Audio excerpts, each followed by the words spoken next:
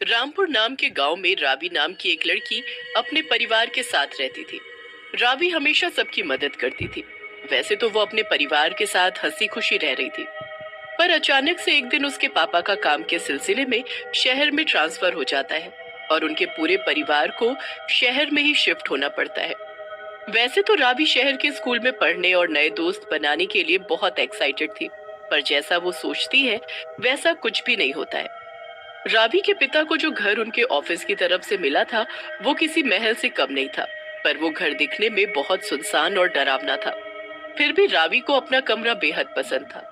कुछ ही दिन में रावी के पिता उसका एडमिशन घर के पास स्कूल में ही करा देते हैं, पर जैसे ही स्कूल में रावी का एडमिशन होता है, रावी की तो मानो जिंदगी ही बदल जाती है।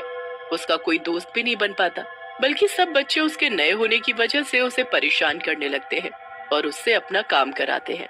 ए रावी, चल हमारा होमवर्क कर दे और कल हमारे लिए टिफिन में अपनी मम्मी से कुछ अच्छा पैक करवा के लाना। हाँ रावी, अगर तू हमारा काम नहीं करेगी तो हम भी तुझसे कभी दोस्ती नहीं करेंगे। तभी टीचर वहाँ आ जाती है और सब चुपचाप बैठकर पढ़ने लगते हैं। इतना ही नहीं, रावी के घर पर भी आए दिन कलेश होते रहते थे। रावी के पापा के नए दोस्तों की वजह से उन्हें शराब की लत लग जाती है और जब देखो तब वो बाहर से शराब पीकर घर आना शुरू कर देते हैं। इसी तरह घर में उसके मम्मी पापा का हर रोज झगड़ा आम बात हो जाती है। रावी अपने घर में भी बस चुपचाप अपने कमरे में बैठकर रोती रहती थी। नया शहर, नया घर, नया स्कूल और उसके बाद घर में मम्मी पापा के झगड़े। रावी इन सब बातों से बेहद परेशान रहने लगी थी। एक दिन अपने माँ पिताजी को झगड़ते देखकर वो अपने कमरे में जाकर जोर जोर से रोने लगती है कि तभी उसे किसी के हंसने की डरावनी आवाज आने लगती है। धीमे धीमे वो हंसने की आवाज तेज होने लगती है। रावी रोना बंद कर देती है और इधर उधर देखने लगती है। तभी अचानक से उसके कमरे की लाइट्स अपने आप बंद हो जाती है। तभी रावी की नजर शीशे पर पड़ती है और उसे देखकर रावी की चीख निकल जाती है। वो डरते हुए शीशे की तरफ जाती है और देखती है कि शीशे में उसकी खुद की परछाई उसे हंसते हुए देख रही होती है और तभी उसकी खुद की परछाई डरावनी चुड़ैल में बदल जाती है।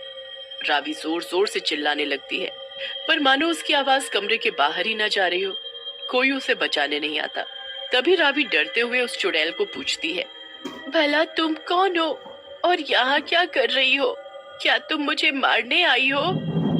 नहीं, मैं तुम्हें मारने नहीं आई। ये मेरा घर है और मैं अपने ही घर के इस शीशे में कई सालों से कैद हूँ रावी। भला मैं तुम्हें कैसे मार सकती हूँ? मैं तो तुम्हारी मदद करना चाहती हूँ। तुम्हारा घर और तुम मेरी मदद करना चाहती हो? मुझे कुछ भी समझ नहीं आ रहा। ये घर और ये शीशा दोनों ही शापित है। एक तांत्रिक ने मेरे ही बुरे कर्मों की वजह से ये श्राप दिया था। यही नहीं, जो भी इस घर में रहेगा वो कभी भी खुशी से नहीं रह पाएगा। इसलिए मैं तुम्हारी मदद करना चाहती हूँ। अगर मैंने तुम्हारी मदद की तो मैं भी शाप से मुक्त हो जाऊंगी और ये घर भी। असल में वो चुड़ैल सालों से इस घर में ही आईने के अंदर कैद थी।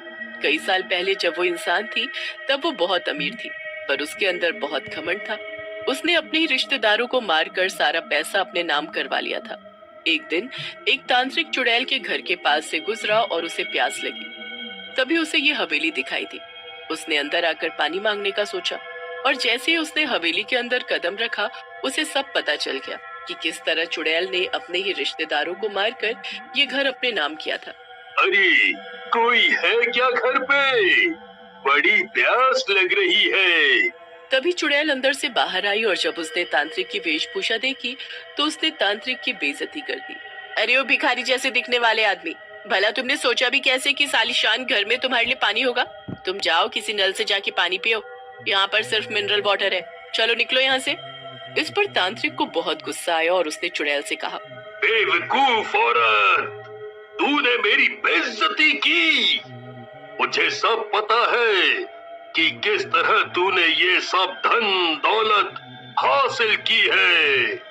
रुक, अभी मैं तुझे श्राप देता हूँ कि इसी मकान के एक आईने में तू कैद हो जाएगी और फिर दोबारा कोई इस घर में खुशी खुशी रह नहीं पाएगा। और तब से ये चुड़ैल यहाँ पर कैद थी। रावी को ये सब जानकर चुड़ैल के लिए बुरा भी लगता है। फिर वो चुड़ैल से पूछता, पर भला तुम मेरी मदद कैसे करोगी? वो सब तुम मुझ पर छोड़ दो। बस इस सब के लिए तुम्हें मुझे कुछ समय के लिए अपना शरीर देना होगा।